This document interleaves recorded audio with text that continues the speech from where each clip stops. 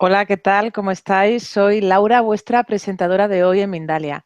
Daros a todos y a todas la bienvenida a Mindalia en directo, donde miles de personas asisten diariamente a las conferencias mundiales en vivo que organiza mindaliatelevisión.com. Hoy nos acompaña Susana García y va a compartir con nosotros una charla titulada ¿Cómo educar a adolescentes con criterio? Susana es coach sistémico familiar y educativo, pedagoga sistémica, formadora y madre soltera de un chico ahora adolescente. Realiza procesos de coaching y mentoring e imparte formación online y presencial. Es pionera en coaching familiar en España y primera coach de familias monoparentales. Dirige el Centro FAMES, Formación, Familia y Escuela, entre otras muchas cosas. En esta charla será un momento para reflexionar sobre tu estilo educativo y crear una mejor relación con los adolescentes de tu entorno. Recordarte, antes de darle paso a nuestra invitada, que en mindaliatelevisión.com puedes ver gratuitamente miles de conferencias, entrevistas y reportajes sobre espiritualidad, conocimiento, evolución y salud integrativa. Cada día estamos publicando vídeos sobre estas temáticas. Decirte también, por otro lado, que Mindalia Televisión es un medio más de Mindalia.com, la primera red social de ayuda a través del pensamiento positivo, donde miles de personas de todo el mundo están pidiendo ayuda o ayudando a otras personas con sus pensamientos positivos. Y bueno, ya sin más, le vamos a dar paso a nuestra invitada, a Susana García, y a su charla ¿Cómo educar a adolescentes con criterio? Muchísimas gracias, Laura, por la presentación. Un Hola, placer ¿qué tal? estar aquí. Bienvenida. Antes de darte la palabra, quisiera recordarles a todos que ya pueden participar del chat poniendo la palabra pregunta en mayúscula. A continuación, el país desde donde nos estáis viendo, y a continuación ya podéis formular la pregunta que queráis que finalmente le hagamos a nuestra invitada. Y ya sin más, sí que te voy a ceder la palabra y nos vamos a proceder a escucharte. Muy bien, muchísimas gracias, Laura. Bueno, pues hoy estamos aquí para hablar de adolescentes y de cómo podemos apoyarles y ayudarles y educarles, ¿no? Para generar ese criterio o que ellos desarrollen ese criterio, sería mejor decir. Y como todo en esta vida, pues lo mejor es empezar por el principio. Pero antes de definirnos y de entrar en aquello de qué es el criterio, que aunque nos parece muy evidente y muy obvio, no, con el tiempo vais a ver que no sé si lo tenemos tan claro y desde luego no sé si lo practicamos tanto como debería. Educar a los hijos es sin duda una labor que hacemos con mucho amor, muchas ocasiones gratificante y en muchas otras tremendamente incómoda. ¿Y por qué tremendamente incómoda? Especialmente al llegar a la adolescencia, porque nos encontramos con una continua negociación día a día. Yo recuerdo muchos de mis clientes y alumnos que me dicen, es que esto de negociar todo el tiempo es muy cansado. Yo os lo puedo asegurar. Yo misma soy madre de un adolescente en este momento, ya con 18, casi 19 años, y sin duda es importante darse cuenta de esa tarea que tenemos. Pero es que aunque esa negociación nos pueda llegar a cansar, tened en cuenta una cosa, y hay una cosa muy, muy, muy importante. Y es que esa negociación les va a permitir precisamente empezar a crear su propia visión del mundo, empezar a desarrollar precisamente parte de ese criterio. Por tanto, lo mejor que podemos hacer es apoyarles en ese proceso. Por eso es tan importante, porque vamos a tener que hablar hoy de varios conceptos básicos que quiero que os quedéis un poco en la idea antes de comenzar. Vamos a hablar de opinión, por supuesto, hemos dicho de criterio de opinión, de experiencia, de metas, de acción, de logro, de error y, por supuesto, de aprendizaje. Y sin más, ¿qué es el criterio? Pues el criterio es la capacidad que tenemos para comprender algo y a partir de ahí crearnos una idea de ese algo y tener una opinión. Por lo tanto, el criterio es la capacidad, pero el resultado final de esa capacidad de aplicarla es tener una opinión. Comprender va de la mano de aprender, ¿no? Podemos comprender y además aprender. ¿Y cómo aprender? Pues la mejor manera de aprender siempre será a través de la práctica, es decir, de la experiencia. Muchas personas puede que les guste que les enseñen algunas, les gusta que les enseñen, pero a la mayor parte de las personas nos gusta aprender de la experiencia. La experiencia es algo que no se olvida. Cuando te cuentan algo, lo olvidas al poco tiempo. Cuando lo aprendes tú por la experiencia, perdura muchísimo, muchísimo más. Eso quiere decir que la experiencia es básica para nuestro aprendizaje. Y en los chicos, pues, es muchísimo más importante todavía, porque están en ese proceso de desarrollo y de crecimiento.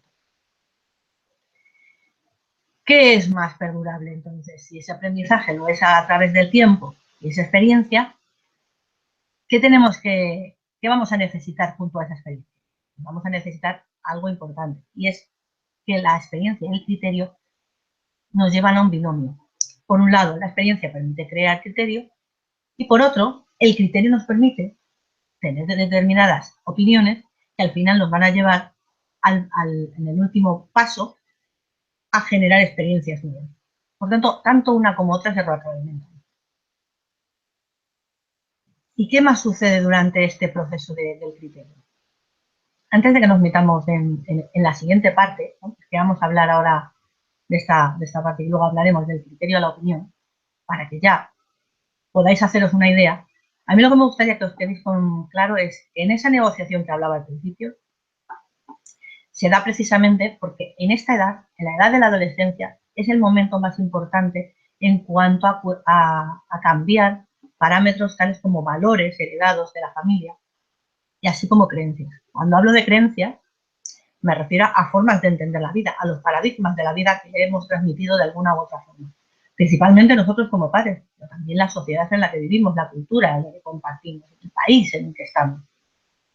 Imaginaos por un momento que algunas de esas creencias, algunas de esas creencias pueden potenciar el hecho de su desarrollo y algunas les pueden limitar.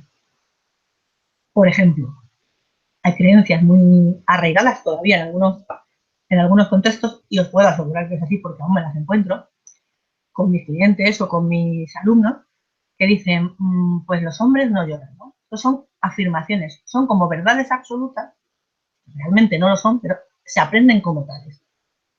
Este es el momento, el de la adolescencia, en el que van a verificar cada una de esas verdades y van a concretar si son para ellos buenas o no. Buenas o no en la medida de no bueno o malo, sino si a mí como persona, es decir, al adolescente se dirá si a mí mismo, en mi propio desarrollo, me beneficia o no, o me la quiero creer o no, o me gusta o no, o la comparto o no. Lo mismo pasa con los valores. A pesar de que los valores son bastante menos movibles o menos cambiables que las creencias, la realidad es que los valores también varían a lo largo de la adolescencia, incluso a lo largo de la vida. Puesto que tenemos valores que, por un lado, son heredados y son de vida, y por otro lado tenemos valores que vamos generando o vamos teniendo que aportar a nuestra vida para realizar determinados objetivos, incluso teniendo unos valores aspiracionales, aquellos que nos gustaría desarrollar, pero que todavía estamos en el proceso. Entonces, fijaros que tenemos varias premisas. Tenemos por un lado las creencias, tenemos por un lado los valores, tenemos ese momento de generar criterio que está llegando, que es la adolescencia, que previamente, claro, que han estado creando criterio cada vez que tienen información, pero es en este momento cuando empiezan a tomar conciencia real de ese cambio. ¿Por qué? Porque es un momento en el que el cerebro tiene unos cambios fundamentales. El adolescente pasa por unos cambios cerebrales importantes que permiten, al desarrollar la parte prefrontal, mejorar todo lo que es la capacidad cognitiva para hacer planificación y planeación a la hora de realizar metas y conseguir objetivos. Por eso es tan importante que en ese momento de la adolescencia tengamos un acompañamiento. Tened en cuenta, como padres, como educadores, que lo que más necesita un adolescente en ese momento es seguridad, ese acompañamiento que nosotros le damos, porque eso es previo a esa generación de criterios, al menos a esa conciencia de esa generación de criterios. Bien, entonces, ¿cómo vamos a seguir avanzando en este aspecto? Bueno, en este aspecto, ¿cómo vamos a partir de ese criterio y vamos a llegar a esa opinión? ¿De acuerdo? Bien. ¿Y cómo se llega del criterio a la opinión? Porque ya dijimos que uno es la capacidad y otro es el resultado. Bien, el objetivo es crearse una opinión. Vamos a tener una clave ya, que podéis tomar nota. La clave 1 para educar a adolescentes con criterios es que es necesario potenciar el desarrollo del pensamiento crítico. Claro, porque el criterio es el concepto, el criterio es la capacidad. Pero la capacidad, ¿cómo se desarrolla? Pues desarrollando el pensamiento crítico, el pensamiento crítico. Es decir, ser capaz de utilizarlo para salirnos de una opinión generalizada en la sociedad o en un conjunto y tener una más individual sobre algo, cualquier cosa, ¿no? El asunto que en ese momento se esté tratando. Es decir, de lo que se trata en el pensamiento crítico es conseguir salirse del todo de lo que piensan los demás para llegar a una idea propia que defina si es buena o no es buena para mí como persona. En este caso, se trata de seguir sus propias convicciones. Muy útil cuando estamos hablando de adolescentes, que uno de los miedos de los padres suele ser que sigan al grupo, que hagan lo que otros creen que les pueden pedir hacer. Vamos a ver más adelante un poco más sobre ello. Bueno, es especialmente importante el hecho de desarrollar ese pensamiento crítico.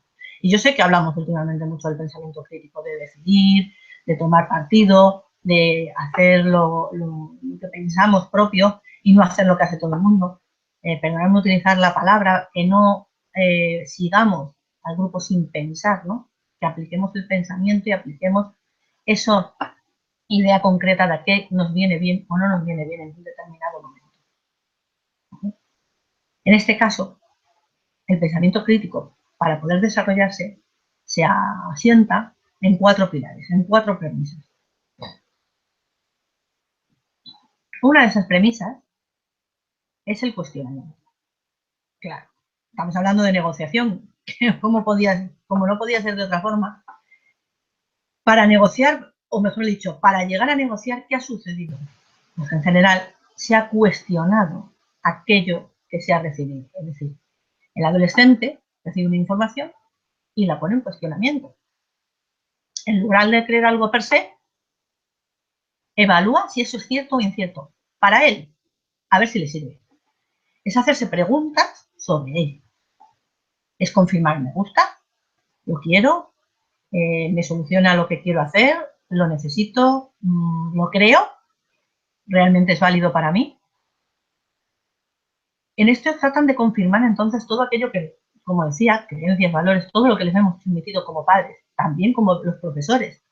Y por supuesto, cada uno de los adultos con los que se relacionan y además socialmente, porque hay verdades que se venden en la sociedad. Y digo que se venden con conocimiento de causa, porque a veces las verdades y esos paradigmas se pueden cambiar automáticamente en el momento en que toma ese cuestionamiento y se hace esas preguntas. Porque aquello que me dijeron como cierto, ¿y si no será verdad? Volvemos otra vez a aquello de los hombres no lloran. ¿Y si esto no es cierto? ¿Y si esto no funcionara así? Si yo me hago esas preguntas, si él se hace esas preguntas como adolescente, él o ella, entonces se cuestionará y buscará otros caminos. Entonces, esas afirmaciones o creencias que hemos instalado, tenemos un especial poder ahí en los padres, un especial poder que podemos utilizar de una manera más positiva o menos positiva. En cualquier caso, de lo que se trata es de conseguir que ellos cuestionen y conseguir que nosotros aceptemos ese cuestionamiento. Hace un tiempo escribí un artículo que hablaba de lo mismo, de cuestionar los hijos o los alumnos a los padres, a los profesores. Y como en algunos casos todavía me encuentro personas que dicen, es que me cuestionan. Por supuesto, claro que te cuestionan. Si es que es absolutamente necesario para su desarrollo como ser, para ser un adulto en el futuro y para ser un adulto sobre todo consciente. Un adulto consciente necesita cuestionarse. Es más, según sigamos siendo adultos, seguimos cuestionándonos cosas. Fíjate si es importante. Tal como decía George Carlin, no solo enseñes a tu hijo a leer, enséñale a cuestionar lo que lee, enséñales a cuestionarlo todo. Entonces, además de enseñarles, por favor, toma como nota clave 2. Para educar a adolescentes con criterios necesarios, dar permiso a que se cuestionen las verdades absolutas y nos cuestionen a nosotros como primera medida. La única manera de enseñarle a alguien a tener cuestionamiento es ser una persona que se cuestiona. Si en este momento crees que no te has cuestionado suficientes cosas en esta vida, te animo a que empieces. La segunda parte, premisa, de la que se basa el pensamiento crítico, es el conocimiento. Saber de qué va eso sobre lo que quiero tener una opinión. Es decir, sin el conocimiento no se puede desarrollar el pensamiento crítico. Y de hecho puedes tener algo de conocimiento, pero lo ideal es la búsqueda de información. Es investigar, es corroborar, es que esa información sea diversa, con diferentes puntos de vista, que sea fidedigna. Todo eso va a ayudar a tener el conocimiento suficiente para realmente poder determinar esa información. Y eso nos va a ayudar a diseñar esa opinión. Les va a ayudar a ellos, nos va a ayudar a nosotros. Bueno, veis aquí que además de enseñar a educar para tener criterio, nosotros estamos evaluando cómo generamos nuestro propio criterio. La siguiente base en la que el pensamiento crítico se asienta es la inteligencia. La inteligencia es la capacidad de crear esos diferentes pensamientos. Es decir, la idea de buscar una solución a ese asunto que se está abordando. Poder elaborar un camino para llevar algún tipo de resultado. Eso lo permite la inteligencia. Ojo aquí, y algo muy importante. No estamos hablando de un único tipo de inteligencia. Hablamos de la inteligencia como concepto. No vamos a entrar aquí en algo que ya sabemos y es la posibilidad de tener diferentes tipos de inteligencia. La idea aquí de la inteligencia se refiere a esa capacidad para ordenar pensamientos, ordenar las ideas, buscar formas de solución y elegir una de ellas para que nos dé un determinado resultado. Y por último, la cuarta pata, diríamos, de esta mesa que nos va a suponer el apoyarnos para crear el pensamiento crítico es la creatividad. La creatividad es esa que nos permite crear montones de nuevas opciones. La creatividad es súper importante en ese pensamiento crítico. Por eso muchas veces decimos que en la escuela, si no generamos, si no fomentamos esa creatividad, ¿dónde queda parte de ese pensamiento crítico? Se nos pierde. Muy importante permitir buscar alternativas, caminos que no son los que han seguido otros, nuevos, novedosos, totalmente diferentes. Incluso al principio pueden sonar locos. Es necesario dejar que se vean otras formas de hacer las cosas. Es absolutamente necesario confirmar que pueden elegir un camino que antes no fue transitado. Si no, no tendríamos los grandes inventos que tenemos. Si alguien no pensó un día que se podía hablar por teléfono caminando por la calle, hoy en día no tendríamos nuestros móviles que prácticamente yo diría que no sabemos vivir sin ellos. A alguien se le tuvo que ocurrir no seguir los cánones que estaban marcados. Por lo tanto, como dice Jean Piaget, y os doy otra cita, el objetivo principal de la educación es crear personas capaces de hacer cosas nuevas y que no simplemente repitan lo que otras generaciones hicieron. Vamos a potenciar la creatividad. Vamos a salirnos del obedecer porque sí. Porque la obediencia ciega es totalmente contraria al pensamiento crítico. No queremos hijos, no queremos adolescentes, no queremos chicos que hagan lo que otros dicen. Queremos que piensen por su cuenta. Queremos que decidan, que sean capaces de valorar si eso, en función de cómo les hemos educado y los valores que les hemos transmitido, es realmente el camino que quieren tomar.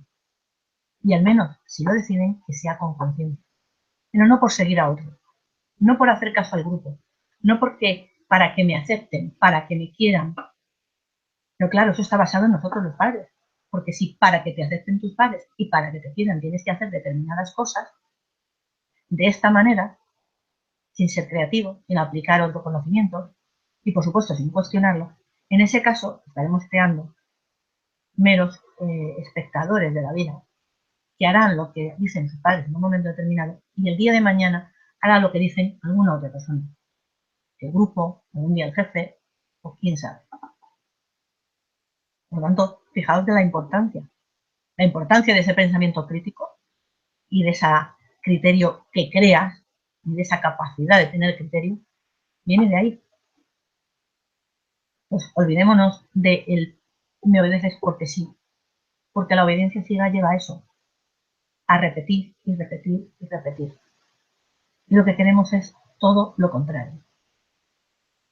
Creo que en este momento es interesante decir que ahora es cuando quizá lo que he estado contando el pensamiento crítico te suene, quizá incluso lo tuvieras más o menos ordenado en tu cabeza, que te das cuenta que después, a la hora de actuar, tendemos muchas veces a que los hijos obedezcan.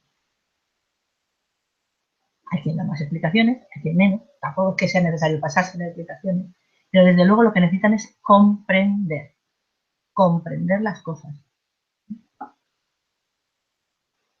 Vamos a seguir entonces. Y aquí te doy una nueva clave que en realidad complementa la clave anterior. Para educar a adolescentes con criterios es necesario evitar la obediencia ciega, que es justo tratarlo bien. Bien, ya tenemos un adolescente con pensamiento crítico, hasta aquí, ¿no? Ya tenemos también la capacidad para crearse una opinión. Tenemos también que es capaz de encontrar soluciones alternativas a un dilema, aplicando la creatividad.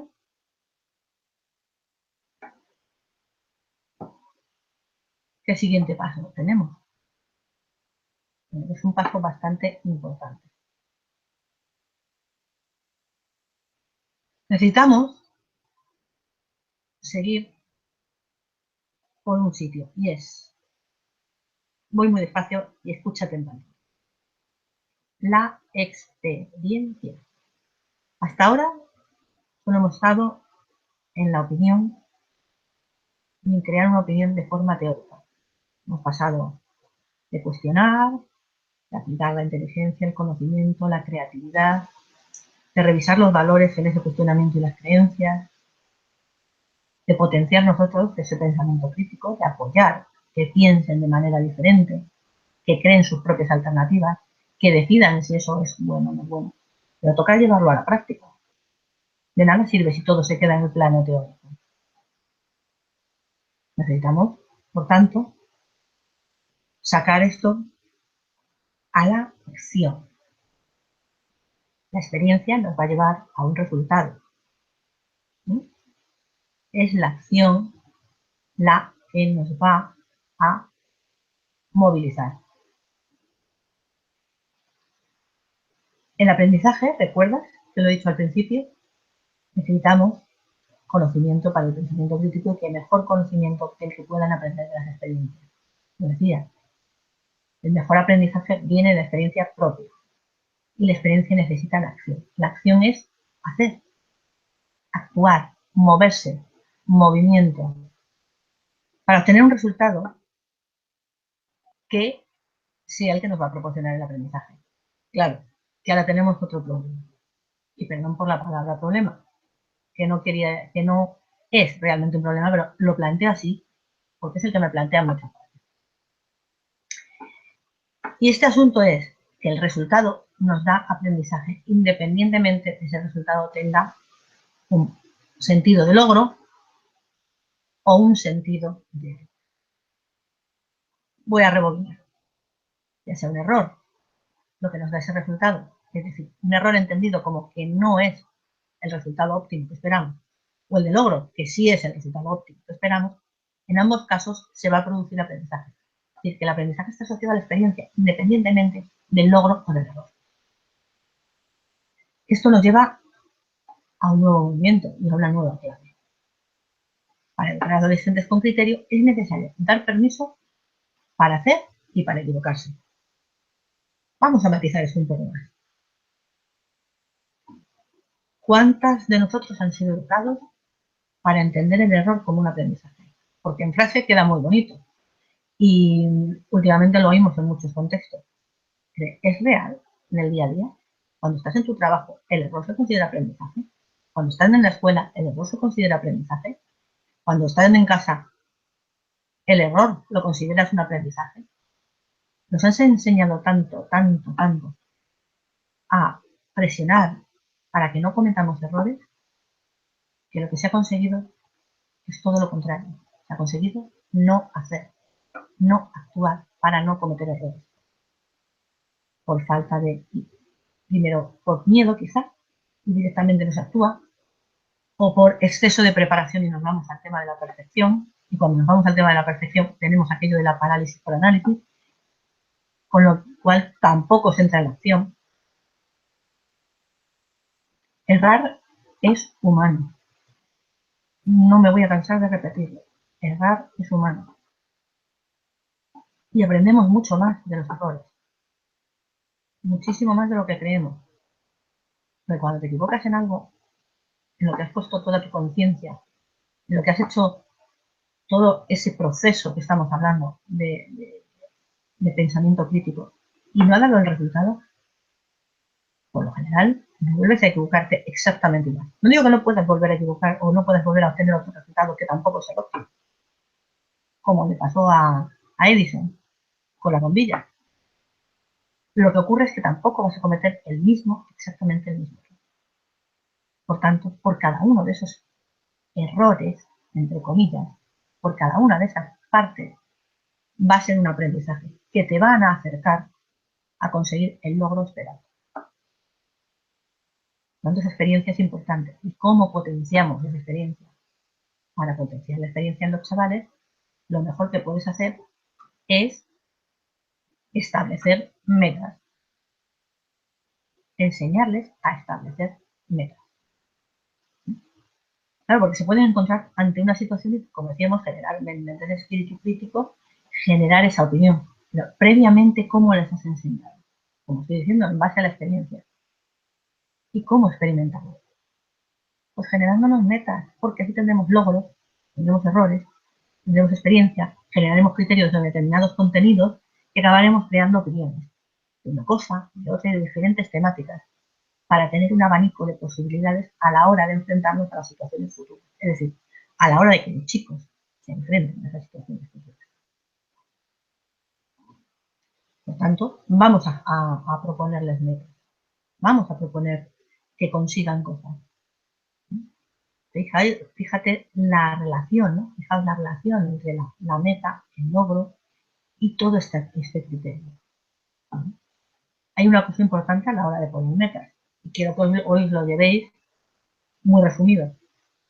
Cuando ayudas a tu hijo a poner a tus chicos, a los alumnos, a cualquiera de los chavales con los que o bien convives, o bien padre o madre, o bien eres profesor o educador y estás poniendo, la forma de definir una meta, un objetivo, va a ayudar a que sea mucho más fácil. No solo conseguirlo, sino concretar qué es lo que queremos conseguir. Porque eso está dentro de la definición del objetivo. Para eso utilizaríamos la metodología o la nomenclatura SMART, que está en inglés, pero lo que quiere decir es que un objetivo tiene que ser específico, medible, alcanzable, realista y planificado en tiempo. ¿Por qué? Porque esto ayudará a que las metas sean mucho más concisas, mucho más claras, por supuesto sean realistas. ¿Qué quiere decir? Medible. Es que podemos decidir cómo si definimos cómo saber si hemos conseguido ese objetivo, sabremos si hemos llegado. Con los kilos y estas cosas parece muy fácil, o con las fechas, o con las notas, aunque no me gustaría utilizarlo aquí, realmente, pero parece muy fácil porque son números. En el resto de los casos es exactamente igual. Eso es como cuando mis clientes, alguno de ellos me dice, bueno, es que quiero que mis hijos sean felices. Vale. ¿Qué es para ti ser feliz para tus hijos? Para algunos es pues, que vivan de una determinada manera o tengan un determinado tipo de trabajo. Para otros es que esa felicidad vaya asociada a estar tranquilos consigo mismos. Para otros es que vivan y hagan lo que les guste. ¿Qué exactamente? Para otros dicen que sean buenas personas y que ser buenas personas, honestos, que traten bien a los demás, que no sean violentos, que sean pacíficos, que tengan empatía. Fijaos que cada vez vamos detallando más y más y más. Cuando detallamos mucho, sabemos si hemos logrado nuestros objetivos. Si lo que queremos son hijos que comprendan a otros y que tengan empatía, poco a poco iremos viendo si eso se está materializando. Pongámonos metas con ellos, específicas y medibles, como estamos diciendo. Alcanzables, por supuesto, una meta tiene que ser alcanzable. No puede ser tan grande que nos pille tan lejos y tan poco probable que se nos quite toda la motivación y las ganas, que se les quitara a ellos también. Y no puede ser tampoco exigente, digamos, que no nos genere ningún tipo de movimiento. Bueno, esto es fácil, tampoco genera mucha motivación. Entonces, alcanzable es esa justa medida entre algo que supone un reto y sabemos que aunque nos cueste un poco, llegaremos. Porque lo que se busca es precisamente ese momento de wow, lo logré. Esa sensación que tenemos cuando logramos una meta que nos ha costado un poco, que un objetivo, lo consigamos. La sensación de bienestar sube desde prácticamente a mí desde el estómago, ¿no? Esa sensación, pensadlo, por un momento sentirlo. Sí, wow, ¿cómo sentir? Fantástico, ¿no? Pues precisamente eso es la base de dos cosas, de la motivación posterior para seguir consiguiendo cosas y también de la mejora de la autoestima. Fijaros cómo todos los conceptos se van uniendo. Interesante. Por tanto, vamos a ponerles esas metas, hemos dicho, específicas, medibles, alcanzables, realistas. No, claro, dentro de una cierta realista. Primero soñamos, pero siempre dentro de un cierto realismo. Mañana no me puedo presentar a las Olimpiadas. ¿De acuerdo? Quizá si nos preparamos mejor y con un tiempo se pueda hacer. Y planificado, sí. Porque los objetivos o se planifican o al final acaban en una pura planificación en el papel. Cuando digo planificar, es decir, ponerle tiempo final. Esta tarea es para este día. Esta tarea es para estos meses. Esto lo quiero conseguir en 3 años, o en 1 año, o en 5 meses, o en un día, o en 1 minuto. Respirar. Y me relajo. ¿Veis? Hay objetivos para todo tiempo. ¿De acuerdo? Bueno, pues ayudémosle a planificar esos objetivos, porque eso precisamente nos va a dar la posibilidad de enfocarles en hacer. Y muy importante lo que he dicho antes. Vamos a dejarles que hagan. Vamos a darles el paso para que puedan hacer, sobre todo la confianza y el permiso para que puedan equivocarse. Sin permiso para experimentar no hay aprendizaje. Y en realidad en ese momento no se genera criterio personal. Para fijar ese aprendizaje hace falta algo más. ¿Vale? Ya hemos fijado todo lo que llevamos haciendo y ahora estamos en vamos a actuar, vamos a ponernos metas, vamos a ponernos objetivos que nos van a dar experiencias. Y esas experiencias nos van a dar aprendizaje. Pero ¿cómo aprendemos de esas experiencias y de los resultados? Pues con el feedback, con esa retroalimentación, con esa revisión y evaluación de los resultados. Porque hemos dicho al principio que el resultado podía ser positivo en cuanto a que había cumplido los objetivos que nos habíamos propuesto, es decir, habíamos llegado al resultado esperado, y en otros casos un error entendido como no llegada del resultado esperado. ¿Vale? Si no hemos llegado al resultado esperado, necesitamos evaluar qué hemos hecho, qué pasos hemos dado, cómo hemos llegado hasta ahí, cuál ha sido el resultado y dónde puedo hacer algún tipo de cambio. Buscar los puntos donde hacer ajustes, donde mejorar eso que ya hemos estado haciendo. Buscamos el lugar, el estado donde podemos ajustar y repetimos. Durante el proceso de llegar al objetivo final, repetimos esa acción. ¿Cuántas veces? Bueno, según las circunstancias, algunas cuantas sean necesarias, algunas cosas se podrán repetir y otras no se podrán repetir en ese momento. Imaginaros, voy a poneros ahora poco a poco algún ejemplo de todo esto. Pero sí, la idea es seguir repitiendo hasta conseguir el resultado que se desee. Vamos a poner un ejemplo. Mi hijo quiere conseguir, por ejemplo, presentarse a un equipo de atletismo, ¿de acuerdo? Y entrena, y se marca unas metas en atletismo. Y la primera vez no llega, ¿no? probablemente necesite revisar. ¿Qué necesita? Más entrenamiento, mejor técnica, apoyo de algún entrenador, mejor estado emocional, porque hay muchas cosas que pueden influir, un poco de cada una de ellas. Bueno, yo que vengo de hace muchos años del mundo tecnológico, te diría que ensayo y error, y sobre todo uno a uno, para ver saber exactamente dónde está el punto de mejora. Quizás detectes varios y puedes aplicarlos todos a la vez, estupendo. O quizá puedes dedicarte a aplicar uno, comprobar la mejora, aplicar otro, comprobar la mejora y luego hacer un estudio de todo ello.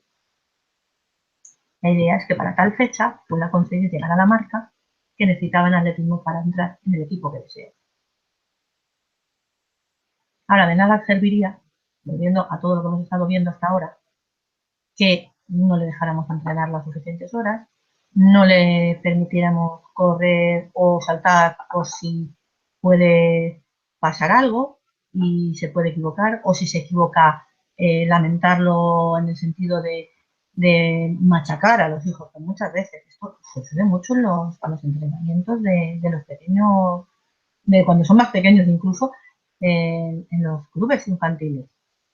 A veces un padre, una madre, pero bueno, ¿qué haces? ¿Cómo tiras así, tal, en la canasta o en la portería? Oye, esos pies. Todo eso no ayuda. No ayuda a nuestros hijos a generar criterio. Por el contrario, ayuda a generar miedo. Miedo a hacer y miedo a actuar. Y cuando no actuamos, no tenemos la experiencia. Entonces, quizá nos vayamos a la experiencia que tienen otros. Volvemos a aquello de seguir al grupo. Y no queremos hijos, y aquí uso la expresión a propósito, no queremos hijos aborregados, queremos hijos que tengan su propio criterio personal, ¿cierto? A todo esto habría que añadirle todavía un punto más. ¿Tiene mi hijo las habilidades o recursos tanto para tomar esas acciones como para hacerse cargo de los resultados o consecuencias de las mismas? Es decir, para tener la responsabilidad, entendida está como habilidad para responder a las demandas que tiene en este momento. Porque después de aquello del criterio, y va un poco a continuación, aunque hoy hablábamos de generar criterio y de educar en el criterio, muy bien, esto es educar en el criterio, pero el criterio nos tiene que llevar a esas acciones. Y las acciones tienen consecuencias, hemos dicho que se podrían hacer ajustes. Pero ¿quién se va a encargar? ¿Quién va a tomar partido de esas consecuencias? Y cuando tomamos las decisiones, nosotros. El que toma las decisiones es el que tiene las consecuencias. De ahí viene la palabra libertad. Un adolescente consciente no hay nada que tema más que a la libertad. La quiere y la teme. ¿Y sabes por qué la teme? Porque la libertad significa hacerse cargo de las consecuencias. Significa tener la capacidad, porque se le ha enseñado y además se le ha dado la libertad y el permiso para tomar esas decisiones y al mismo tiempo asumir las consecuencias. Ahora bien, para asumir las consecuencias es necesario tener las habilidades oportunas. En ese caso, ¿qué necesitamos hacer los padres? O los educadores. La tarea de padres y educadores en este caso va a ser una muy clara: proporcionar recursos. Nuestra tarea, por tanto, es acompañar y proporcionar recursos para que puedan no solo responder a las demandas de hoy, sino crear ese abanico que decía de conocimiento, crear esas opiniones lo más certeras posibles con respecto a cómo quiere tener la vida y sus valores, para poder seguir tomando esas decisiones y haciéndose cargo de esas responsabilidades en las demandas futuras. Eso es lo que realmente nos interesa como padres. ¿Mm?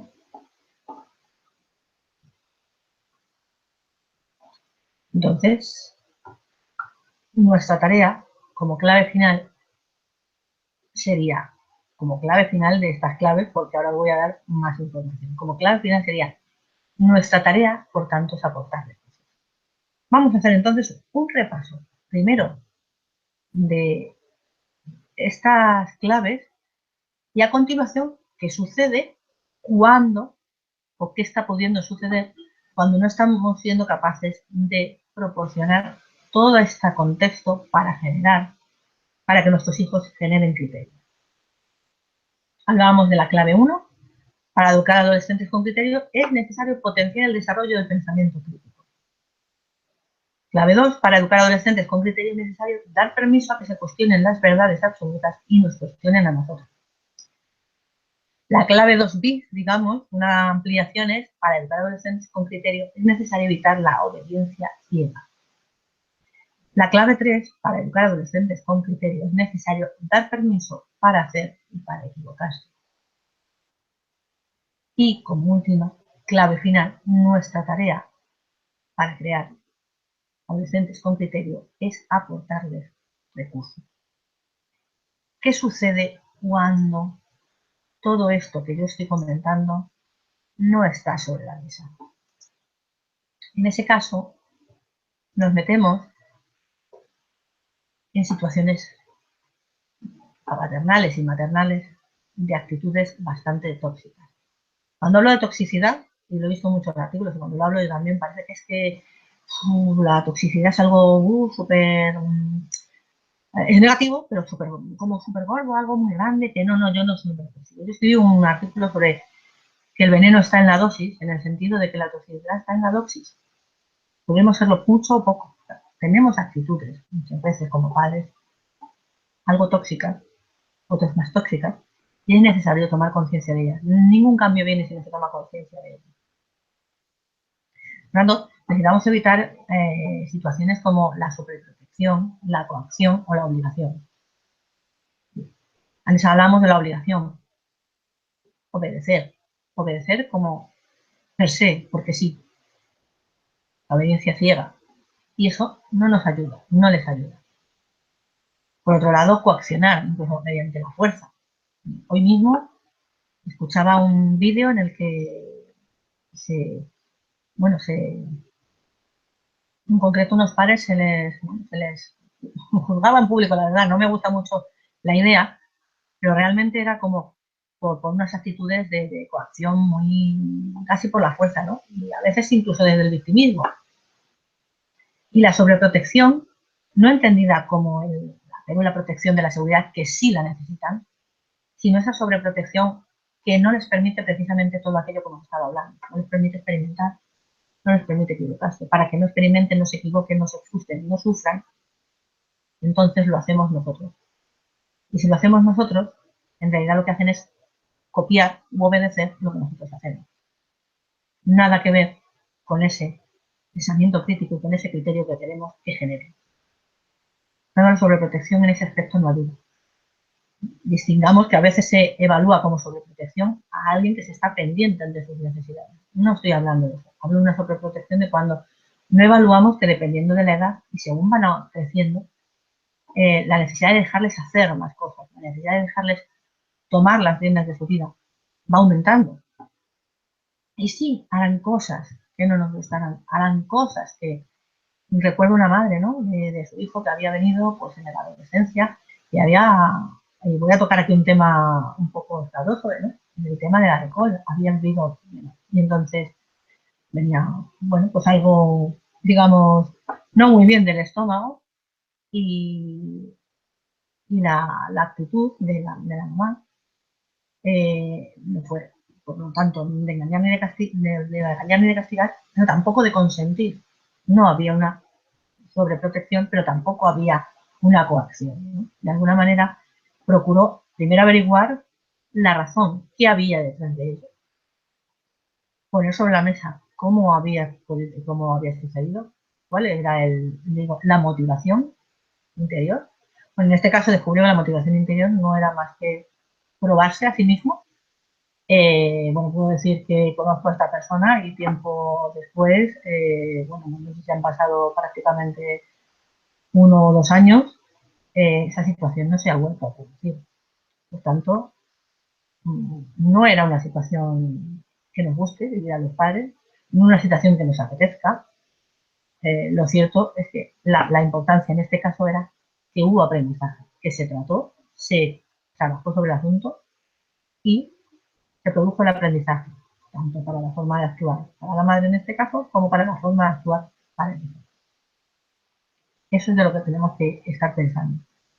Pues saliéndonos de esas pautas que pueden ser más o menos tóxicas o dañinas, dejémosles, démosles recursos, confiemos y dejémosles que hagan. Estamos hablando de situaciones habituales, digamos, más del día a día, más habituales, ¿no? Evidentemente existen situaciones críticas, muy complicadas. Lo he vivido con padres, amigos, lo he vivido con familiares, lo he vivido con clientes, que, bueno, dejar hacer ciertas cosas ha tenido bastante dificultad, ¿no? Soltar por parte de los padres.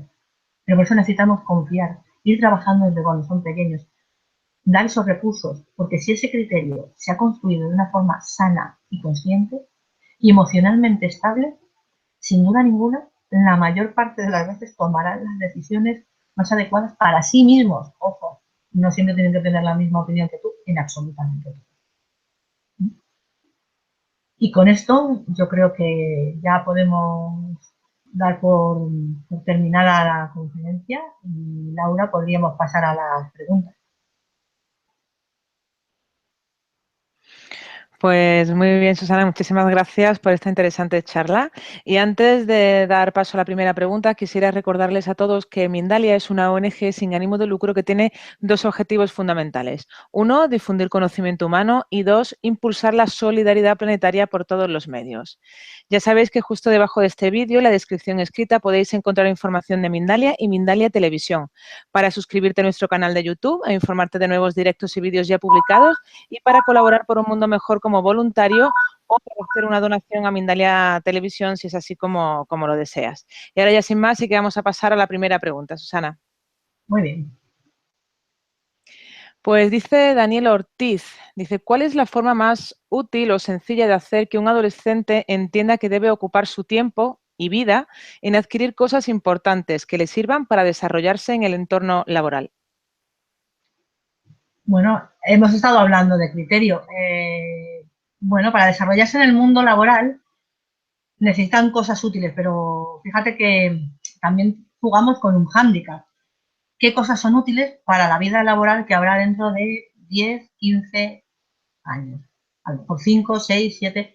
Hoy en día yo mismo trabajo en una profesión en la que hace muchísimos años ni casi existía, ni se sabía, ni había, digamos, un proceso de estudio. Entonces, muchas veces las cosas importantes tienen que ver más con los valores, con la capacidad de adaptarse al cambio, con, la, con ese tipo de capacidades como acabamos de hablar, de generar el criterio propio, de saber qué es bueno para mí y qué no es bueno para mí, entendiendo que para cada uno es bueno algo diferente. Hay personas que quieren un determinado tipo de trabajo y otras personas quieren un trabajo que les dé más libertad, otro que les dé más conocimiento. Ambos trabajos pueden ser exactamente igual de satisfactorios, solo que para personas distintas. Para decirle, o digamos, para que él se enfoque en que aquello es importante, lo que necesita es considerar que va a hacer algo que tiene que ver con él.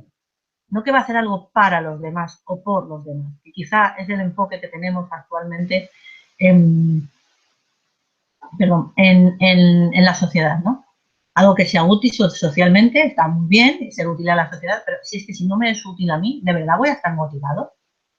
¿De verdad voy a querer hacer esa tarea? ¿De verdad voy a querer invertir el esfuerzo? Porque se necesita un esfuerzo necesario, no excesivo, pero necesario, y una preparación para hacer eso en el futuro. Para que lo puedan ver, necesitan ver el futuro. He comentado de una manera muy breve, y es muy importante tenerlo en cuenta en los adolescentes, que hay un cambio estructural del cerebro muy importante. Y además, dependiendo de la edad del adolescente, estará en una fase o en otra. Hasta terminar la adolescencia, que empieza a ser los 18, 19, más o menos, y desde la pre, ¿no? Que empezamos en los 11, 12 años, realmente se producen muchos cambios. Y esos cambios permiten lo que decía, desarrollar la parte prefrontal del cerebro, que es la que se encarga de la parte cognitiva, que ve, digamos, esa planificación a futuro. Te voy a poner un ejemplo. Hace muchos años, mi hijo, por ejemplo, te voy a poner con él para que lo entiendas, no veía la necesidad de estudiar inglés porque él decía, yo voy bien en el colegio. Entendía para él que a inglés iban aquellos que iban mal. Y decía, tú no vas para ir bien, vas para ir mejor. Le costaba ir, no, pero todos los veranos decía, yo no quiero ir. Al final luego, bueno, sí. Un tiempo después, ahora que ya tiene una cierta calificación importante en el idioma, entiende esa necesidad a futuro que antes no era capaz de ver. Con esto lo que te quiero decir es que dependiendo de la edad, no siempre es capaz de verlo del futuro. Hay que ir apoyando este proceso poco a poco, con mucha paciencia. Sé que los padres estamos agotados a veces, pero es nuestra labor de padres y no nos queda otra que estar ahí con mucha paciencia porque algún día esa llega y son conscientes de aquello que necesitan. Pero sobre todo lo que he dicho, motivación, es decir, que vean en ese futuro algo que es útil para ellos, los valores importantes a tener en cuenta y, como digo, tener en cuenta también esta parte de lo que todavía están aprendiendo a planificar. Espero haber contestado tu pregunta. Bien, pues seguimos. Dice Patti desde Honduras.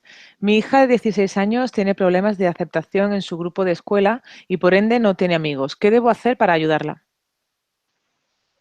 Bueno, en este caso estamos hablando sobre todo del tema de hoy. Yo diría que trabajara primero cómo se siente ella. Muchas veces los chavales también expresan fuera esa necesidad de ser aceptado y ser querido. Bueno, como antes me presentaba Laura, yo trabajo desde la conciencia absolutamente sistémica, ¿no? Desde el coaching sistémico. Eso implica que tenemos muchas de nuestros aprendizajes que nos vienen de nuestro propio sistema familiar. Con eso no digo que sea de una manera consciente, pero los padres a veces inconscientemente, o dicho de otra forma, ese amor incondicional que supuestamente necesitamos, no supuestamente, ese amor incondicional que están demandando los niños y los adolescentes, es decir, tal cual da igual lo mismo en una edad que en la otra, no siempre llega de nuestra parte. Creemos que sí, porque les queremos mucho, pero no siempre es así. Muchas de nuestras veces nuestro amor también es condicional. Les queremos mientras se porten bien, estén haciendo lo que queremos, vayan en la línea de la familia.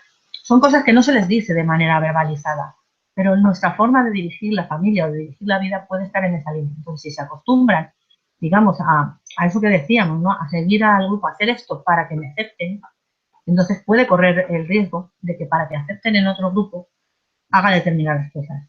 Si en este caso concreto, como dices, no le aceptan en ese grupo, a veces yo diría incluso que igual, ¿no? He visto chavales que la idea es a veces cambiar de persona, no siempre todas las personas, pero sobre todo yo te diría que primero empezar a trabajar lo que he dicho, la familia, de bajar su autoestima, todo esto que hemos dicho de los logros, intentar ver qué siente más allá, no solo en ese contexto, sino qué siente primero dentro, ¿no? ¿Cómo se siente ella? ¿Cómo considera su valía personal? Más allá de lo que ellos le digan. Es cierto que la presión del grupo y de los amigos es importante, pero si no le acepta, más que probable que ese no sea el grupo en el que necesita estar, y a lo mejor necesita estar con otras personas. Pero no por nada, porque todos en esta vida nos vamos a encontrar con personas que no nos aceptan. Y eso también es necesario aprender a gestionarlo. Evidentemente puede darse el caso, y espero que no sea así, que este tipo de personas pues hayan hecho un grupo y se hayan puesto de alguna manera en contacto. Pero no será ni la primera ni la última, pero yo espero que no sea de una manera lesiva ni dañina, lo cual eso habría que tomar además otras medidas extraordinarias, ahora que se está hablando tanto del bullying, pero el hecho de que no le acepten no cambia al menos cómo se ve a sí mismo, ¿no? Y mirar si es antes o mirar si ese sentido de la valía de sí misma viene solo por su relación con los amigos. Y ya te digo, buscaría opciones, buscaría amigos. Para mí, y como sugerencia te diría, no sé, aun siendo adolescente, ¿no? El crearnos muchos grupos, ¿no? Hablábamos una vez en un campus con chavales y lo llamamos los amigos de colores. No todos los amigos, digamos, los tenemos para hacer las mismas cosas. Hay amigos que comparten como nosotros unas necesidades y otros que comparten. Y en los adultos nos pasa igual. Quizás no empecinarnos tanto en esa necesidad de tener una sola persona o un solo grupo. No todas las vidas se viven igual. Personas que tienen una facilidad para mantener grupos y otras que no. Y también eso va en conocerse a sí mismo. Espero que con eso te haberte ayudado un poco. Bueno, pues seguimos. Dice Leticia, no pone así desde Uruguay. ¿Cómo acompañar en los conflictos y dolores de los desamores de nuestros hijos adolescentes? Ay, el amor.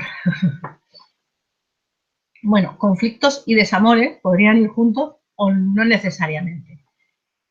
Bueno, en el tema de los conflictos, lo voy a separar, Leticia, me parece que has dicho, lo voy a separar en dos partes, ¿no? Hay una cosa importante. Nosotros la parte de los conflictos la trabajo con mis alumnos muchas veces, ¿no? Porque ahí tenemos bastante información al respecto en lo que hacemos y también con mis clientes. Hay una cosa importante a tener en cuenta en el conflicto. El conflicto generalmente no tiene tanto que ver con lo que pasa afuera con lo que nos pasa dentro. Yo sé que esto incluso lo habrás oído de tu propia madre y cuesta al final llegar ahí, quizá un cierto tiempo. Al final te das cuenta aquello, y quizá también vale para la pregunta anterior para añadir, aquello de que no te hace daño quien quiere, sino quien puede. Es decir, tú, nosotros, como personas, le damos el poder a otra persona de hacernos daño, de que exista ese conflicto. Que sí puede haber un desencuentro, sí puede haber una opinión en contra, sí puede haber algo que no estemos de acuerdo. Ahora, el conflicto es eso, dos opiniones que no están de acuerdo. Que el conflicto se traduzca en una mala relación ya tiene que ver con más cosas. Hay una parte que es nuestra y una parte que es del enfrente. Ahí hay muchas cosas que añadir. Hablaríamos ahora no te lo puedo a lo mejor contar todo en exceso, pero digamos, te lo voy a hacer muy resumida. Hablaríamos del ganar-ganar primero, ¿no? De intentar encontrar una manera, de igual que nosotros negociamos con ellos como hijos, negociar con las personas. Ten en cuenta que hay unas preguntas importantes a la hora de tener un conflicto con alguien. ¿Cuánto me importa esta persona? ¿Sí? ¿Y cuánto el objetivo que quiero conseguir? Si el objetivo es más importante que la persona, en ese caso vamos a tener actitudes diferentes que si la persona es lo más importante. Pero sobre todo la idea es buscar ese ganar. Ahora, entendiendo que el conflicto empieza dentro de nosotros. Cuando estamos en conflicto con alguien, si nos referimos a una persona concreta, incluso con algo, es que algo sucede dentro de nosotros. Es decir, ante una situación, algo salta en nuestro dentro y nos sentimos como movidos. No sabemos en qué parte del cuerpo, sería bueno revisar, ¿no? En qué parte del cuerpo vas a sentir esa sensación que te devuelve. La mayor parte de las veces, aunque no lo recordemos, nos lleva a alguna otra vivencia similar, sino más que similar por el hecho, similar en las emociones que nos devuelve. Es importante detallar y averiguar todas esas emociones, todos esos movimientos corporales, porque eso nos va a ayudar a saber dónde nos está pinchando. Por ejemplo, cuando un niño, ¿no? O un adolescente le dice a otro algo muy sencillo y quizá pienses que es demasiado simple, pero es así. Cuando un adolescente dice a otro simplemente el hecho de tú eres un estúpido, eh, solo si yo creo que hay algo de verdad inconsciente, por supuesto todo esto es inconsciente, en eso que me acaba de decir, me sentiré dañado. Si no realmente estoy convencido o convencida como adolescente que eso es incierto, completamente incierto, que esa palabra no me afecta, en ese sentido no entraré en conflicto. Podré no estar de acuerdo con esa persona, pero no necesariamente entrar en un conflicto abierto. Podré decirle, pues realmente no estoy de acuerdo. Claro, llegar ahí no es una tarea fácil, no es un camino fácil. Te preguntaría a ti cómo llevas los conflictos, cómo los has abordado, cómo los has gestionado. Porque nuestros hijos aprenden de nosotros. Si sabemos gestionar un conflicto con nuestros hermanos, con nuestros padres, con nuestros amigos, con nuestro jefe, ya le estamos dando estrategias y herramientas para hacerlo. Si nosotros mismos no somos capaces de hacerlo, quizás necesitemos empezar a trabajar los dos. Es un poco en la primera parte. Cuando hablabas en el tema amoroso, bueno, yo ahí entraría más en cuáles son las pautas, digamos, de relación que tenemos y que estamos enseñando a los adolescentes.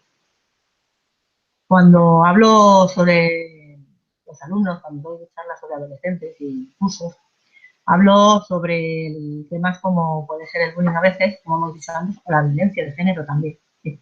Y sobre todo ahí hay un punto muy importante. ¿Cómo estamos enseñando a amar a nuestros adolescentes? ¿Les enseñamos al amor consciente, al amor saludable? ¿O estamos inmersos en la posesividad, en el control, en cosas que vienen todas ellas de una falta de estima personal? Si yo no me siento potente, si me siento en carencia, lo voy a trasladar a mis relaciones. Si te refieres a ese tipo de cosas. Si lo que te refieres al hecho en sí de una ruptura y de afrontar la frustración de querer a alguien y que esa persona no te quiera, algo que sucede en la adolescencia por primera vez, la mayor parte de las veces, y nos sigue sucediendo de adultos, es una gestión del no puedo tener, entender aquí tener, ¿no? Todo aquello que deseo, no siempre, y en este caso sobre todo respetar, porque ya no estamos hablando de una cosa, estamos hablando de una persona. Porque en el fondo, querer a alguien que no te quiere no te lleva a ninguna parte, no te aporta. ¿Qué aporta? Y si realmente hay una dolencia de que esa persona esté enganchada o haya un enganche emocional a nivel de pareja, ahí diría que trabajes en la relación familiar.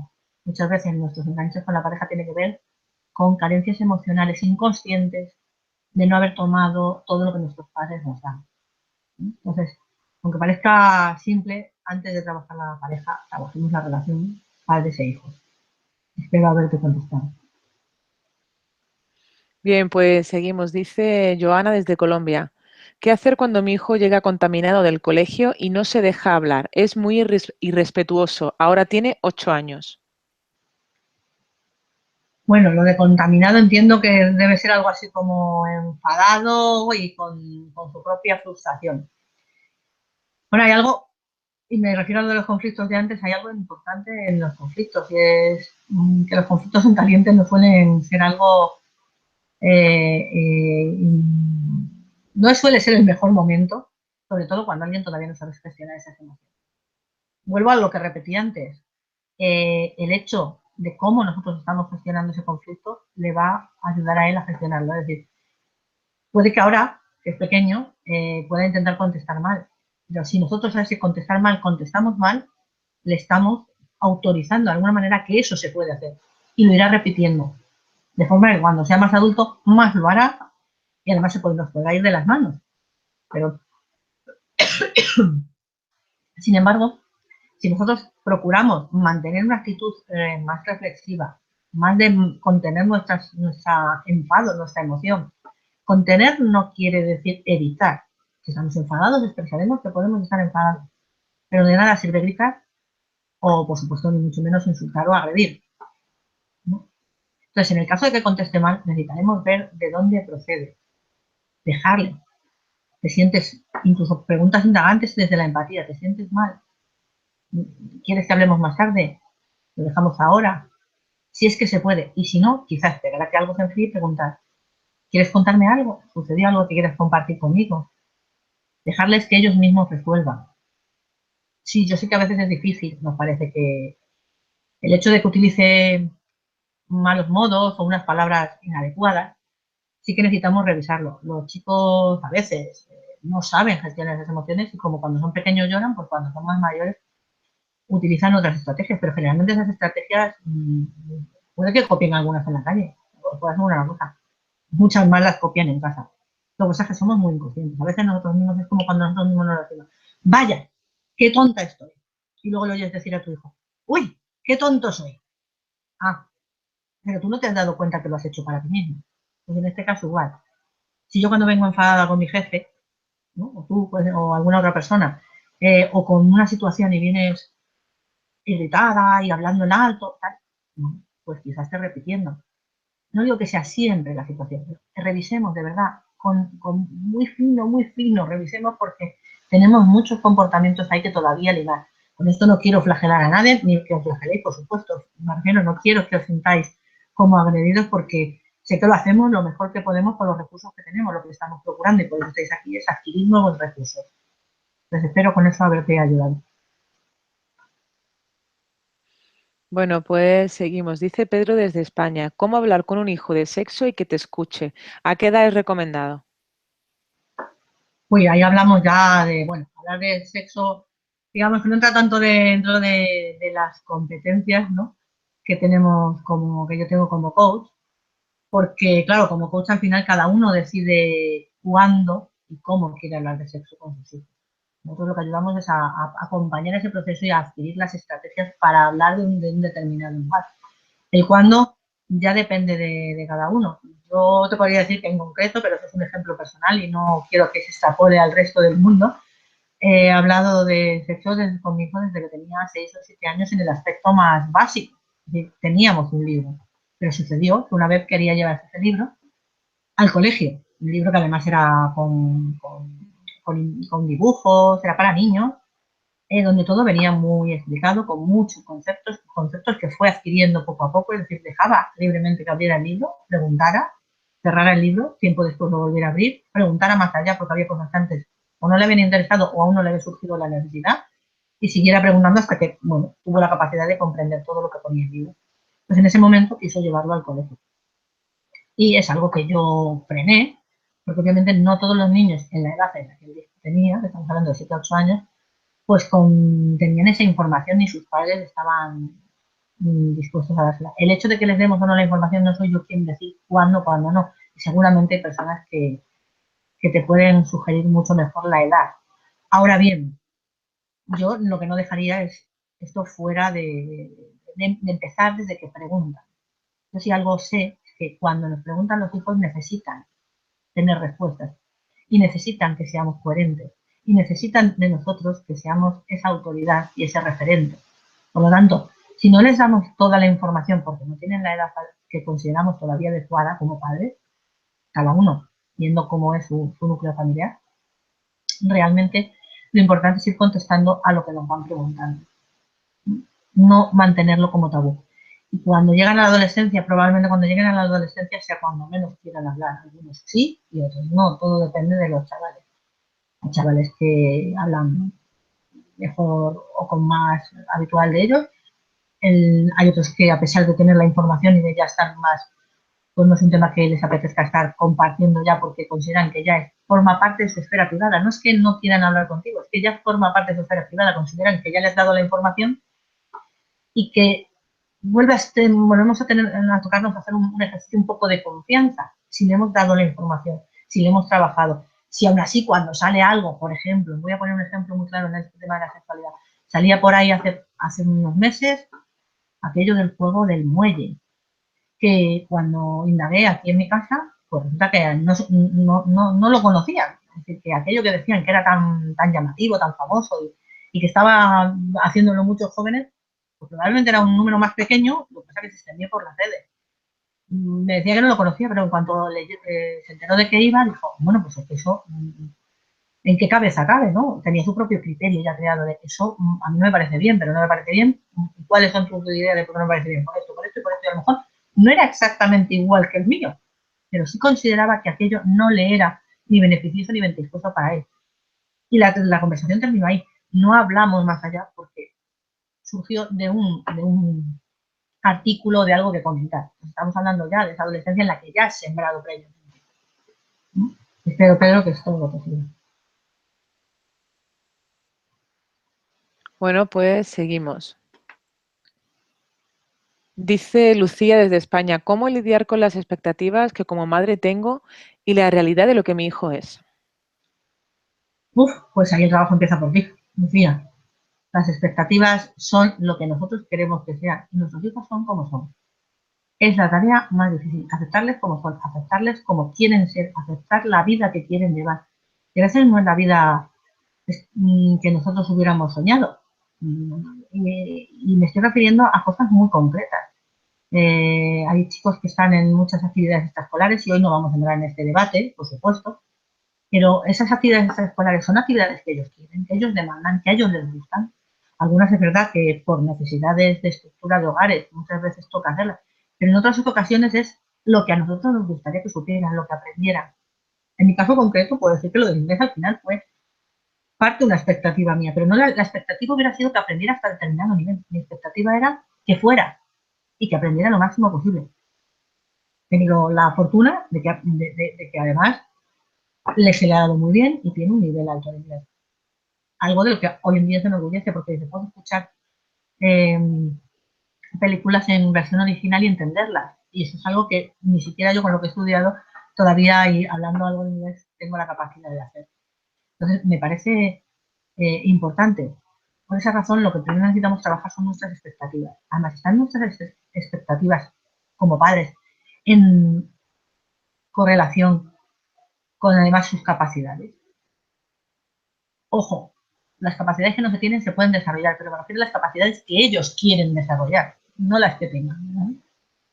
No, a lo mejor ellos quieren desarrollar la capacidad de dar saltos olímpicos y a lo mejor tu idea es que fuera un médico extraordinario. Cuidado, estoy poniéndolas muy exageradas, pero es para que se vea claro. Cuidado con las expectativas, con esa idea de, ¿no? y esa visión que tenemos de cómo será su vida futura. Vamos a trabajar primero las emociones y que puedan contar con nosotros.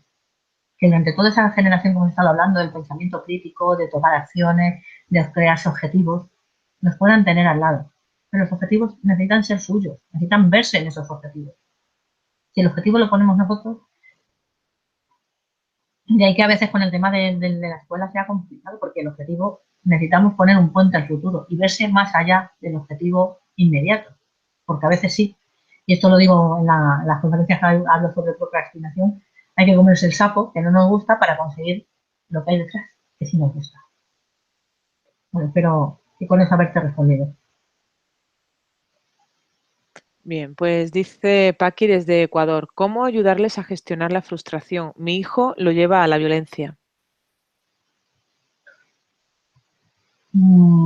Interesante pregunta. La frustración es una de esas situaciones que se nos dan, es decir, desde muy pequeños. Necesitamos, no digamos que cuanto más se frustran, no se trata de buscar, ¿no? Conocí a una persona que buscara a propósito cuando su hija era muy pequeña situaciones en las que se frustrara para gestionar esa frustración. Tampoco hace falta provocarlas desde pequeños, porque la vida ya nos da suficientes frustraciones. Pero la cuestión, quizá me vuelvo a repetir, ¿cómo gestionas tú la frustración? ¿Cómo se gestiona en tu familia? ¿Cómo cuando no sale algo, qué se hace? ¿Qué ha visto? Y al mismo tiempo luego nace de manera natural. Si es que todos, a ver, cuando queremos conseguir algo, lo queremos. Entonces, cuando no lo conseguimos, claro que nos molesta, nos sienta mal.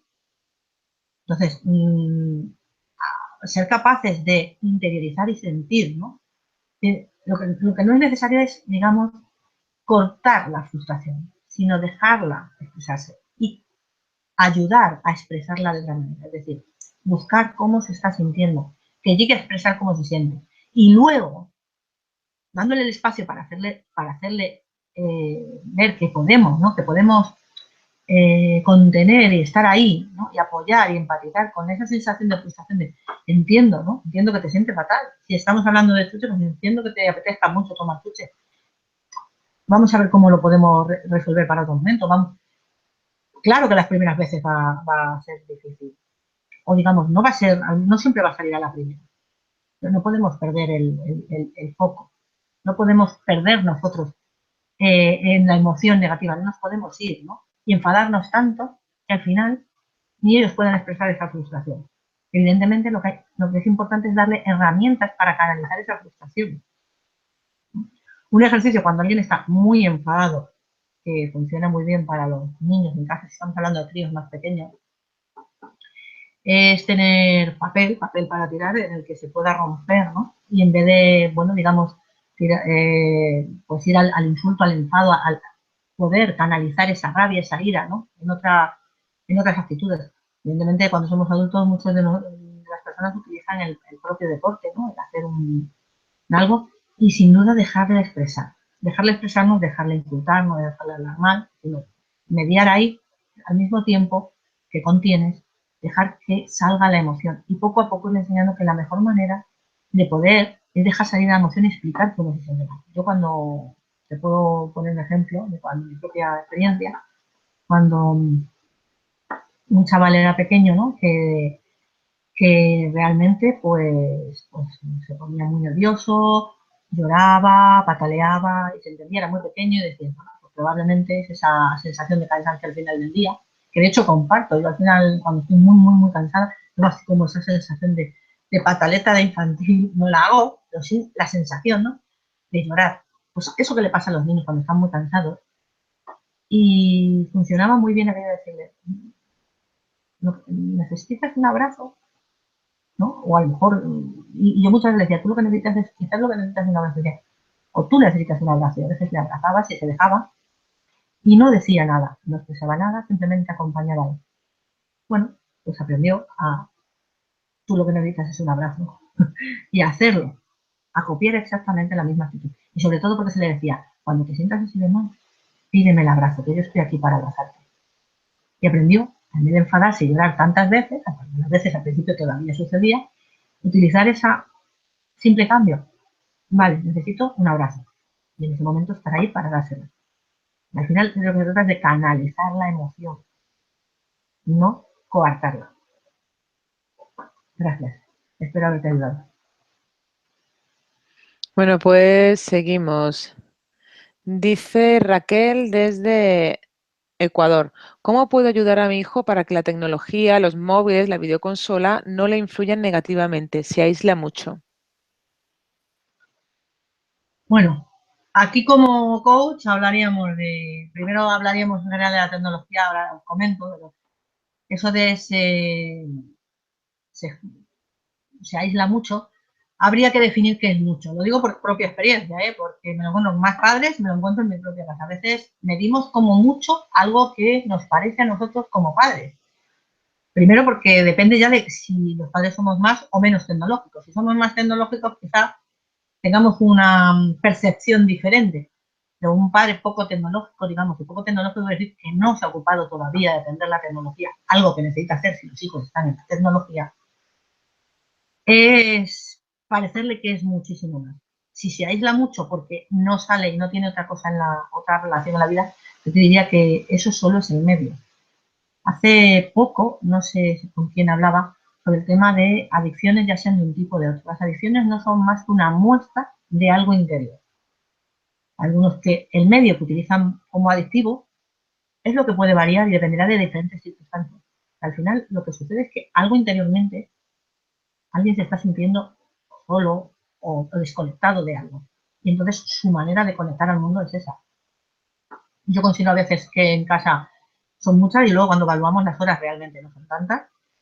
Y los chicos que veo, tanto el mío como otros, luego salen, se relacionan, hacen otro tipo de actividades, quizá pasan más horas que lo hacíamos nosotros.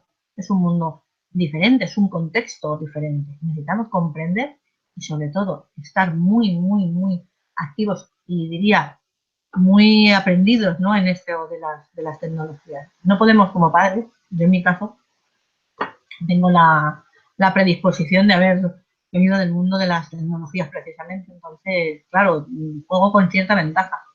Yo se lo he dicho muchas veces a algún padre, ¿no? Que me ha preguntado, y es, la tecnología es imprescindible que sepamos nosotros manejar los hijos. Para saber qué hacen nuestros hijos en las redes, necesitamos saber nosotros cómo funcionan las redes.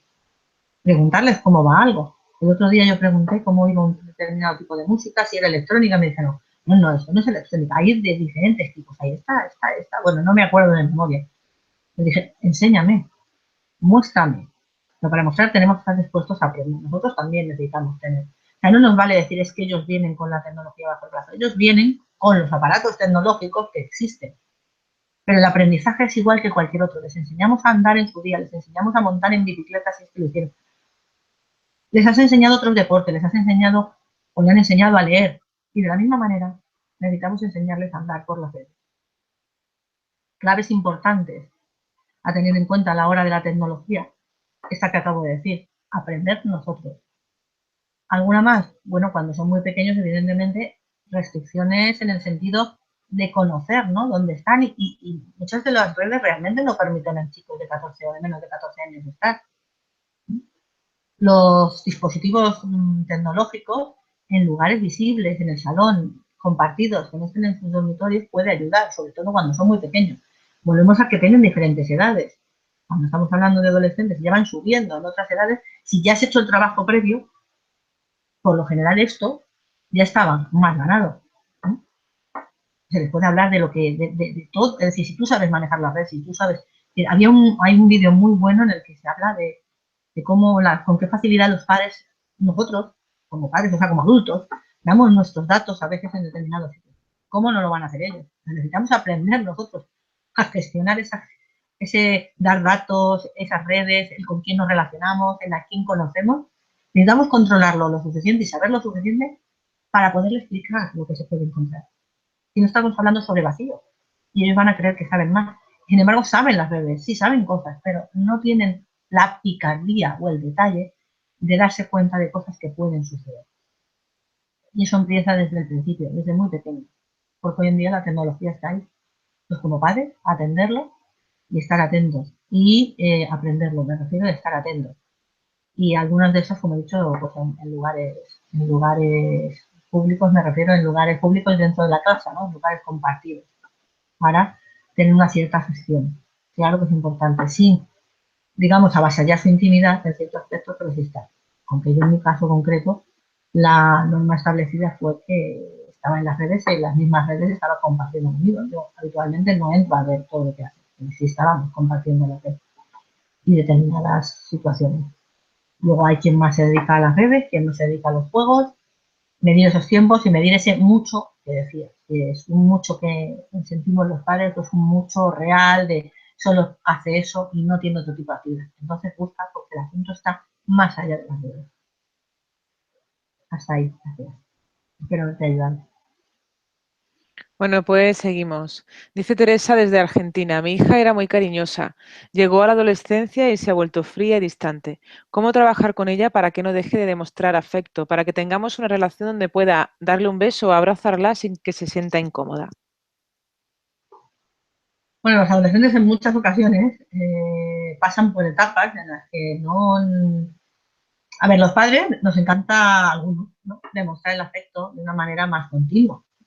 Claro, cuando son pequeños, pues están ahí, digamos, para que les podamos achuchar, ¿no?, y abrazar cada vez que lo deseamos. Pero se van convirtiendo en una persona, claro que he estado hablando de generar su propio criterio. Con su propio criterio no les apetece ser abrazados 20 veces al día y solo es una. Sería importante preguntarles cuántas veces le apetece, cómo le apetece, cómo. Pero además de esa pregunta que vendría después, sobre todo, me iría a sinceramente que sientan que eso no lo invalidamos. Es decir, el hecho de que se puedan sentir así en un momento determinado y no les apetezca, no haga que nosotros les queramos menos o les demos menos cariño. Que a lo mejor no podemos en ese momento abrazarles porque no les apetece. Bueno, a todos los adultos que nos encontramos en la vida no les podemos abrazar. Yo hay clientes incluso que vienen y les encanta que les abrace. Y hay clientes que no, sobre todo que espero a cuando me conozcan, porque no se puede no sentirse cómodos. Ellos están pasando por una etapa de muchos cambios. Muchas veces ni ellos mismos saben en qué momento están y no les apetece, ¿no?, esa compartición. Pero no quiere decir que no les apetezca durante todo el día. Al final, de vez en cuando, si nosotros eras muy de estar, ¿no?, en eso definiríamos otra vez que es cariñosa, ¿no? Si es estar muy, muy, pues muy de achucharse, muy de tocarse, y a lo mejor no lo necesita tanto en este momento. Y sin embargo, sí, sí te necesita. Necesita que estés ahí. Necesita ese amor incondicional, aun cuando no te abrace. Eso sí que lo necesitas siempre. Cuando tú estés con ese amor incondicional ahí, pese a que no existan esos abrazos tantos, perdón, pese a que no existan tantos abrazos, ahí le estás demostrando que tú estás. Y esos abrazos, si me refiero a abrazos, ese cariño, o esa sensación de cariño, ¿no?, que parece que tú no percibes, estará. Y también obsérvalo en más cosas, ¿no? Y dale tú el cariño. Si en ese momento no es desde lo físico, simplemente con estar ahí, con acompañar y sobre todo con empatizar en dónde está, y entender que, pues entiendo, busca, ¿no? Busca a tu adolescente. Yo te diría que como adulta busques a tu adolescente, que es algo que hacemos con los alumnos. Buscar a nuestro adolescente, que muchas veces tampoco besaba, tampoco también salía y entraba diciendo hasta luego y se olvidaba algunas cosas. Por supuesto, estás ahí para ir reconduciendo eso en cierto aspecto. Más que reconduciendo, ¿no?, mostrando cómo puede ser de otra manera bajo tu propia acción, ¿no? Pero yo te diría que sobre todo ese amor incondicional tuyo, que no lo pierdas, aunque esté en esa situación. Excepto que habláramos de otro tipo de casos que serán de violencia, no estaríamos hablando de otra cosa. El hecho de que están más o menos cariñosos tiene que ver mucho con su propio revuelo interior y sus cambios. Están cambiando vertiginosamente y aunque a nosotros nos parecen, tienen un cuerpo de adultos, y de hecho lo tienen, en realidad no dejan de ser todavía un paso entre medias entre los niños y los adultos. Aún están algunos mucho más cerca de ese niño que tienen dentro. Espero con esto que te haya respondido. Bueno, pues vamos a lanzar ya la última pregunta. Dice Fanny desde España, estoy en proceso de separación con mi pareja y mi hija de 15 años me hace culpable de esa ruptura. Creo que se siente poco importante o que tiene cierto sentimiento de abandono. ¿Cómo gestiona esta separación? ¿Alguna clave? Bueno, pues hay una importante clave. No sé si en ese momento te puede hacer, digamos, sentir, como dices, ¿no?, de culpabilizar de la ruptura. Probablemente lo que se siente es que su mundo se cambia, y hay una cosa que necesita saber importante, que las dos personas que están ahí, su padre y su madre, que ella tiene el permiso. ¿Os acordáis que hace un rato hablaba de permisos? Son muy importantes los permisos. Que tiene permiso. Y cuando hablo de un permiso, no es solo vocalizarlo, sino sentirlo, sentir el permiso de que puede querer a su padre y a su madre. Que todo está bien queriéndolo. Que podemos no estar de acuerdo nosotros como relación, pero la relación se rompe entre los padres, pero no el vínculo. Siguen siendo los padres. Entender que siempre estaréis ahí, que será el amor incondicional de ambos, que estaréis para lo que necesitéis, pase lo que pase. Quizá a veces se enzarzan más con uno que con otro. Observa, quizás si es porque vive contigo, a lo mejor es que tiene más posibilidades. Y es por ello, no sé el caso concreto, ¿no? Eso es que es complicado. Lo que sí te diría es eso, ese permiso a amar a los dos padres. Y que entre los padres, yo sé que en el momento de la ruptura, bueno, se llega a una ruptura porque no se está en acuerdo. Pero es muy, muy necesario trabajar esa relación.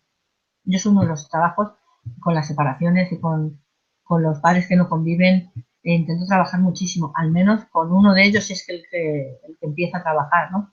Y mejor sería si son los dos.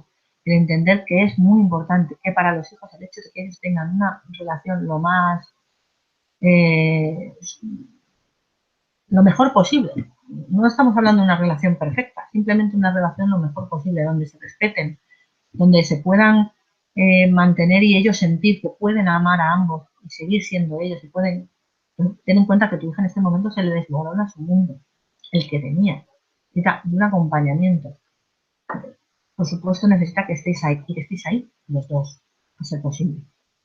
Siempre que se pueda, estar los dos. E incluso si alguno no estuviera, si fuera en este caso que tú estás aquí, no estuviera el otro, porque no estuviera presente, y no voy a entrar en las circunstancias, procurar que el vínculo sea lo más sano posible. Entender que aunque no esté esa persona, sigue siendo su padre.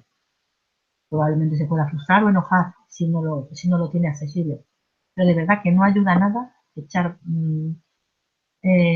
escombros, diría, echar basura hacia el otro. Ya sabemos que estamos muy enojados, que tenemos muchas cosas ahí todavía encontradas, pero necesitaremos gestionarlas nosotros. Hay una cosa que se dice sistémica, los asuntos de los padres son asuntos de los padres. Y eso es importante hacérselo a los hijos. Estos son asuntos nuestros, los vamos a resolver, a ti te vamos a hacer, no solo exactamente igual, sino que vamos a poder contar con los dos, siempre que los tendrás disponibles, puedes estar con él, conmigo y estar ahí. Eso necesitan saber los chavales. Vivan o no convivan con ellos en ese momento. Espero que esto sea una pequeña clave para poder empezar. Bueno, pues hemos llegado ya a la última pregunta, Susana. Y nada, agradecerte tus respuestas y la valiosa información que has compartido con nosotros. Antes de darte unos minutitos para que puedas despedirte, quisiera darle las gracias a todos los que han participado hoy. Han sido muchas personas desde muchos países: España, República Dominicana, México, Colombia, Argentina, Perú, Ecuador. A todos los que nos habéis acompañado, gracias, como siempre, por vuestra importante participación. En esta conferencia puedes verla de nuevo en mindaliatelevisión.com para repasar conceptos y compartirla en tus redes sociales. Y además, en mindaliatelevisión.com puedes también consultar la programación de las próximas conferencias. Dejamos ya los últimos instantes para que pueda despedirse nuestra invitada. Pues muchas gracias, Laura. Pues simplemente daros las gracias a ti por estar ahí, a Mindalia, y gracias a todos los asistentes por interesarse y por querer mejorar, porque desde luego lo que mejor podemos hacer los padres es, como decía, adquirir recursos y transmitirlo a nuestros hijos. Y qué mejor que hacerlo que elegir algún momento como este. Me ha encantado compartir con vosotros, espero hacerlo en más ocasiones y hasta pronto. Pues claro que sí, aquí te esperamos. Muchísimas gracias de nuevo. Y antes de terminar, recordaros que en mindaliatelevisión.com, debajo de este u otros vídeos, en la descripción escrita, puedes encontrar información sobre Mindalia y Mindalia Televisión, para informarte de próximas conferencias en directo y recibir notificaciones, para hacerte voluntario o voluntaria de Mindalia o para hacer una donación económica a la ONG Mindalia, si es así como lo deseas. Y ya sin más, de nuevo, muchísimas gracias y hasta la próxima conferencia de Mindalia en directo.